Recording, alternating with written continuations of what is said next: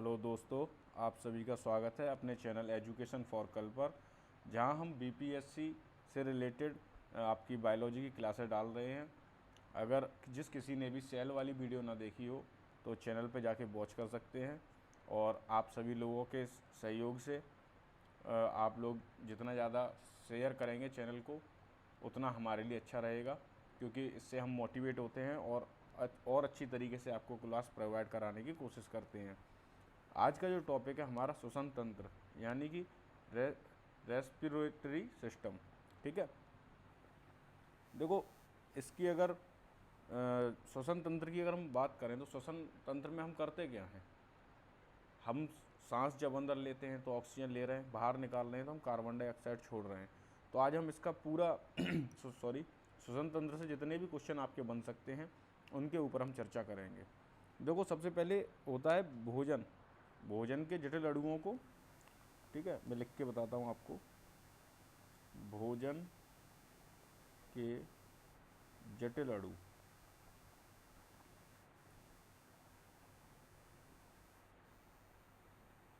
इनका पाचन तंत्र होता है।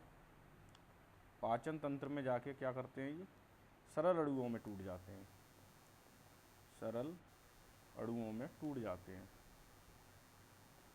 ठीक है, उसके बाद ये क्या करेंगे, हमें एनर्जी प्रदान करेंगे। ठीक है, एनर्जी प्रदान करेंगे, और वो एनर्जी किसको मिलेगी, जो हमारी सेल को चाहिए। ठीक है, सेल जिस किसी ने भी ना पढ़ा हो तो वो चैनल पर जाके वॉच कर सकते हैं, और मैं वीडियो का लिंक भी आपको डिस्क्रिप्शन में डाल दूंगा। क्योंकि ऑक्सीजन ही हमारे द्वारा खाए गए भोजन का ऑक्सीडेशन करके हमें ऊर्जा प्रदान करता है। क्योंकि ऑक्सीजन का जो मेन काम है, ऑक्सीजन ही क्या करता है, हम ऑक्सीडेशन करके हमको ऊर्जा प्रदान करता है। अगर मैं आसान भाषा में कहूँ तो देखो, आपने ग्लूकोज देखा है, C6H12O6, ये ऑक्सीजन के साथ क्रिया करेगा। यहाँ से हमें क्या क्या निकलेगा, कार्बन डाइऑक्साइड निकलेगी, प्लस जल निकलेगा, प्लस ऊर्जा। ऊर्जा मैंने आपको बताई थी किस में निकलती है, ATP में। ठीक है, तो यहाँ से दो चीज़ हमें क्लियर हुई कि पाचन तंत्र में क्या होगा। पाचन तंत्र का जो हमारे शरीर में काम है वो क्या है, कार्बोहाइड्रेट। पाचन तंत्र में क्या आ जाएगा आपका, कार्बोहाइड्रेट। ठीक है, और ये ग्लूकोज का कार्य करेगा।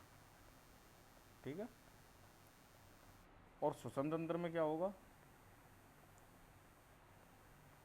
श्वसन तंत्र में इसमें क्या होगा, ग्लूकोज और ऑक्सीजन मिलके हमें क्या देंगे, ऊर्जा। और ऊर्जा भी मैंने आपको बताई थी किस में मिलती है, ATP में। ठीक है, अब जो हम बात कर रहे हैं, हम कर रहे हैं श्वसन तंत्र की बात। ठीक है, तो श्वसन तंत्र में जो मुख्य भाग हैं, एक तो आपका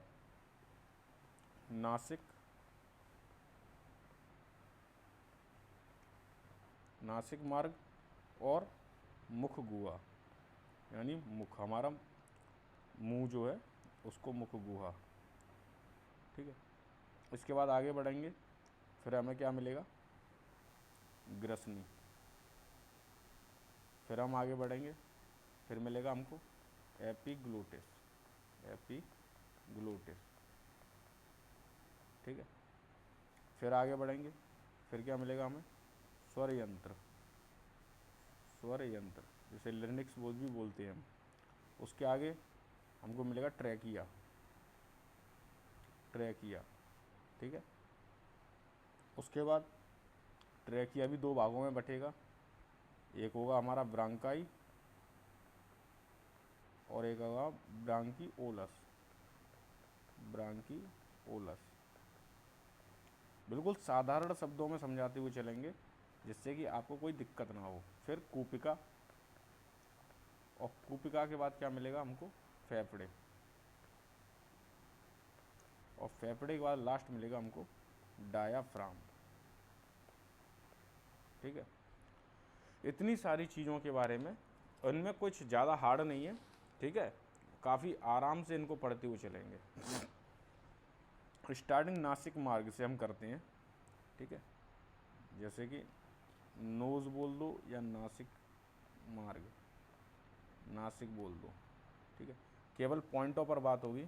अगर मैं कहूँ श्वसन का प्रारंभ, तो श्वसन का प्रारंभ कहाँ से होता है? नासिका से। श्वसन का प्रारंभ, है ना, जब हम सांस लेते हैं तो उसका प्रारंभ कहाँ से होता है? हमारे नासिका मार्ग से होता है, ठीक है।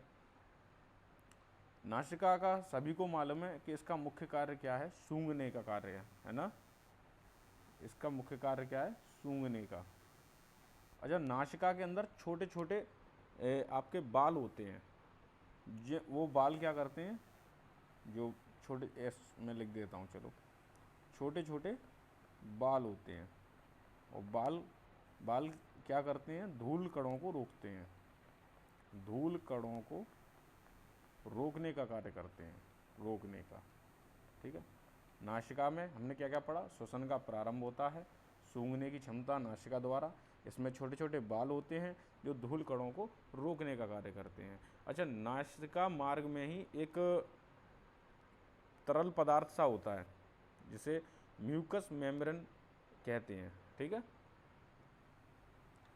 क्या बोलते हैं? तरल, एक नासिका में ही तरल पदार्थ होता है, तरल पदार्थ, जिसे क्या बोलते हैं? म्यूकस मेम्ब्रेन, ठीक है, म्यूकस मेम्ब्रेन कहते हैं। जो बोल्ट म्यूकस प्रतिदिन निकलता है ना, यह सूक्ष्म जीव धूलकण इनको अंदर जाने से रोकता है। जो ये म्यूकस एक चिपचिपा पदार्थ है, ये क्या करता है? जैसे कोई धूलकण या अंदर चला गया, मान लो छोटे छोटे बालों से निकलकर आगे बढ़ा, तो वो उस म्यूकस में ही चिपक के रह जाएगा, ठीक है। इसके बाद हम बात करते हैं ग्रसनी की, ठीक है। ये तो हो गया नासिका के बारे में। ग्रसनी, ग्रसनी को ही हम क्या बोलते हैं? फ्रिनिक्स, इंग्लिश में बोलते हैं इसको फ्रिनिक्स, ठीक है। इसका जो कार्य है ग्रसनी का, वो क्या है? पाचन तंत्र व श्वसन तंत्र का दोनों का भाग है ये। किसका? पाचन तंत्र और श्वसन तंत्र, श्वसन तंत्र। अगर मैं आपको कहूँ इस तरीके से, जैसे कि नासिक, ये नासिक है, ये मुख है, यहाँ से और यहाँ से आके ये यहाँ पे मिलेंगे, वहीं क्या होती है? आपकी फ्रिनिक्स होती है, ग्रसनी, जहाँ पर पाचन तंत्र व श्वसन तंत्र का दोनों का भाग होता है। उसके बाद इसमें जो नीचे की तरफ जाओगे तो एक तरफ आपको मिलेगा विंड पाइप, विंड पाइप, है ना। अब इसकी भी चर्चा आगे करते हैं। तो आगे बात आती है लिरिनिक्स की, यानी स्वर यंत्र की, स्वर यंत्र, जिसे हम इंग्लिश में क्या कहते हैं? लिरिनिक्स, ठीक है। ये ग्रसनी और ट्रैकिया दोनों को जोड़ता है, ये ग्रसनी और ट्रैकिया दोनों को जोड़ता है, ग्रसनी और ट्रैकिया दोनों को जोड़ता है,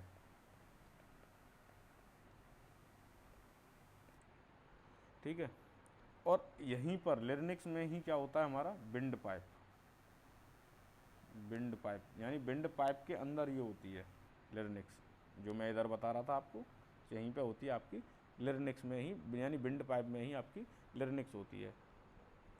लिरिनिक्स में प्रवेश द्वार पर एक ढक्कन के समान बाल्ब होता है। इसमें जब प्रवेश करते हैं तो लिरिनिक्स में क्या होता है? एक ढक्कन होता है, ढक्कन होता है, यानी प्रवेश द्वार पर एक ढक्कन के समान एक बाल्ब होता है। उस ढक्कन को हम क्या कहते हैं? एपिग्लोटस, एपिग्लोटस, ठीक है। जब भी कुछ निगलना होता है तो एपिग्लोटस और ट्रैकिया द्वार को बंद कर देती है, यानी जो एपिग्लोटस जो होती है वो ट्रैकिया के द्वार को क्या कर देती है? बंद कर देती है, जिससे फूड ट्रैकिया में प्रवेश नहीं कर पाता। जो भी हम खाते हैं वो ट्रैकिया में प्रवेश नहीं कर पाता। तो इसका स्वर यंत्र का आपको समझ में आ गया। एक ढक्कन लगा होता है जिसको एपिग्लोटस कहते हैं, और एपिग्लोटस का क्या कार्य है कि ये ट्रैकिया द्वार को बंद कर देती है, जिससे फूड ट्रैकिया में प्रवेश नहीं करता। अगर ऐसा होगा तो क्या, अगर मान लो ट्रैकिया में चला जाएगा तो कहते हैं ना ठसा लग गया, या खाना खाते पे नहीं बोलना चाहिए, या ये जो भी दुर्घटनाएं होती हैं जिनसे हम सब लोग भली भांति परिचित भी हैं। ठीक है, अब हम थोड़ा ट्रैकिया के बारे में समझते हैं कि ट्रैकिया क्या है। ट्रैकिया सेशन अच्छा लग रहा हो तो ज़्यादा से ज़्यादा शेयर करें। ठीक है, ट्रैकिया ये सिर्फ बीपीएससी के लिए नहीं है, आप चाहे एसएससी का एग्ज़ाम देने जाओ, जहाँ भी आपसे जीएस पूछी जाएगी उसके हिसाब से मैं आपको बता रहा हूँ कि आपका एक भी क्वेश्चन इसमें छूटेगा नहीं, और बहुत ही प्यार से। ठीक है, अब ट्रैकिया जो है ये 2 शाखाओं में बढ़ जाती है, ये आगे चल के 2 शाखाओं में बढ़ जाती है, जिसके बारे में मैं आपको पीछे बता ही चुका हूँ। ठीक है, अब इसका महत्वपूर्ण कार्य क्या है, वायु फेफड़े के अंदर तक जाती है। ट्रैकिया के द्वारा ही जो वायु है वो फेफड़े के अंदर तक जाती है। वायु को फेफड़े के अंदर तक ले जाना। ठीक है, ट्रैकिया के द्वारा ही ये संभव है। अब ट्रैकिया तक तो हमको सारी चीज़ समझ में आ गई। आगे कहानी चलती है कूपिका पे। कूपिका, और कूपिका को ही थोड़ा लंग्स के बारे में पढ़ लूँ पहले, फिर बात आती है लंग्स पे। लंग्स यानी फेफड़े। ठीक है, तो फेफड़ों का क्या कार्य है, सभी को पता है, गैसों का आदान प्रदान करना। गैसों का आदान प्रदान करना, आदान प्रदान। ठीक है, और लंग्स में जो श्वसन होता है वो किस नाम से जाना जाता है, फुफ्फुसीय श्वसन। ठीक है, फुफ्फुसीय श्वसन।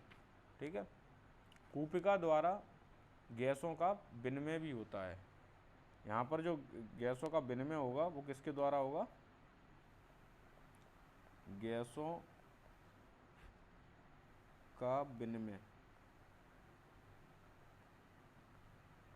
किसके द्वारा होगा, कूपिका द्वारा। कूपिका कह लो या एल्वियोली कह लो, है ना।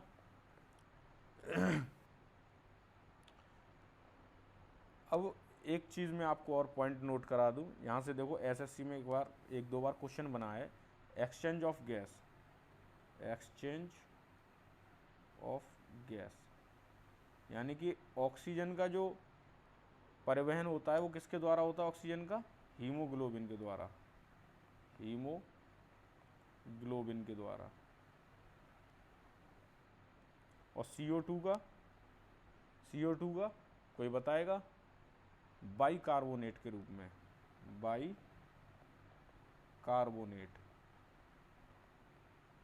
ठीक है, बाइकार्बोनेट के द्वारा अप्रोक्स 70%। हीमोग्लोबिन द्वारा भी होता है, हीमोग्लोबिन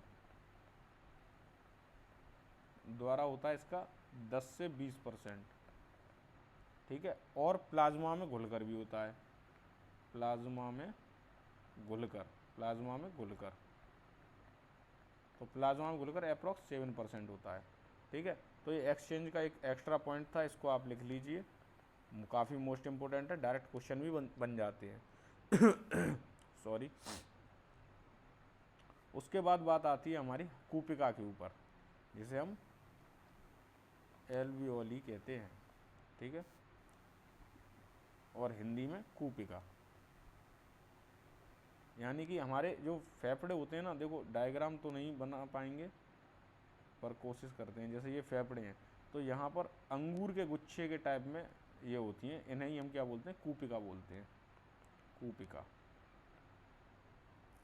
यानी ब्रोंगियोल्स के सिरे पर अंगूर जैसी गोल संरचना को कूपिका कहते हैं। ठीक है, ब्रोंगियोल्स जो था हमारा ट्रैकिया में, हमने जो बताया था कि ट्रैकिया में आगे जाके जो 2 पार्ट में डिवाइड हो जाता है। कूपिका का मेन काम क्या है? तो कूपिका का मेन काम है रक्त कोशिकाओं का जाल बिछा होता है कूपिकाओं पे। सबसे पहली बात, रक्त कोशिकाओं का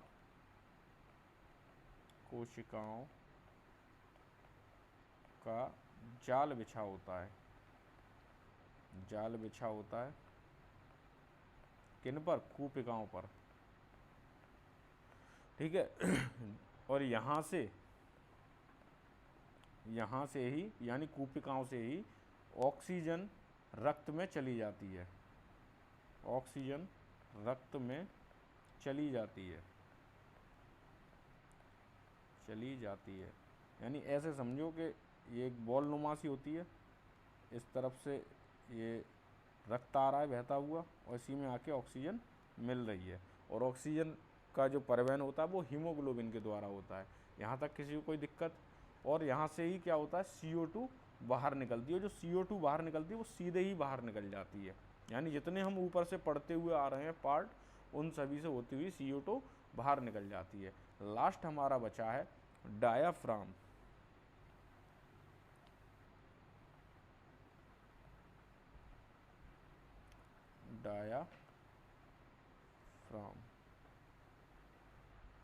ठीक है, डायाफ्राम। इसका मुख्य कार्य क्या है डायाफ्राम का? फेफड़ों को आधार प्रदान करना। फेफड़ों को आधार प्रदान करना।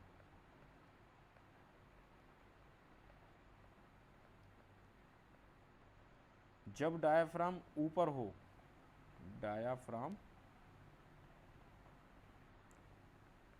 हो तो वायु फेफड़ों से भरा है। यानी जो फेफड़े हैं वो वायु से भरे हुए हैं। वायु से फेफड़े भरे हैं। और जब डायाफ्राम नीचे हो तो वायु फेफड़ों के अंदर है। मैंने थोड़ा गलत हो गया। डायाफ्राम जब ऊपर होता है तो वायु फेफड़ों से बाहर होती है। वायु फेफड़ों से बाहर होती है। ठीक है, और जब डायाफ्राम नीचे हो तो वायु फेफड़ों के अंदर है। जो वायु है वो फेफड़ों के अंदर है। थोड़ा कन्फ्यूजन हो गया था। तो आज जो हमने श्वसन तंत्र के बारे में पढ़ा, इससे बाहर आपका एक भी क्वेश्चन नहीं जाएगा, चाहे आप SSC का एग्ज़ाम दो, चाहे BPSC का या सुपर टेट का। तो ये जो था हमारा श्वसन तंत्र का।